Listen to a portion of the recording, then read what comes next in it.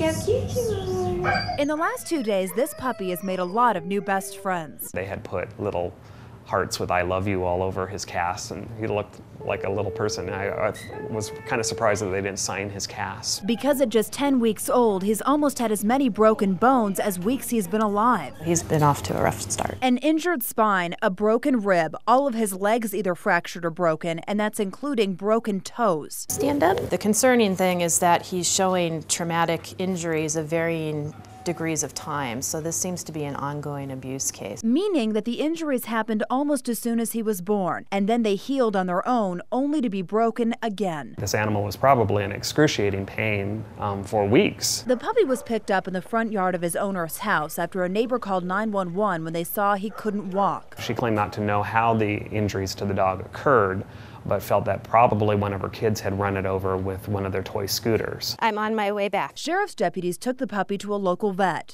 When the doctor was pulling on his legs, he was taking his mouth and was putting the mouth on the doctor's hands to let her know that she was hurting him. But he wasn't biting, he was just reminding her that it was painful, which a lot of animals, of course, would have lashed out at that point. But this puppy wasn't the first. Sheriff's deputies learned his owner has been reported in the past. Based on some complaints made by veterinarians who were seeing some of the animals that she was at that time bringing into their clinics, and were very upset by the condition that those animals appeared to be in. But because she moved, deputies were never able to track her down until a neighbor's 911 call did. We're going to go back to the hospital. They were nervous because of the extent of his injuries that he would have to be put down.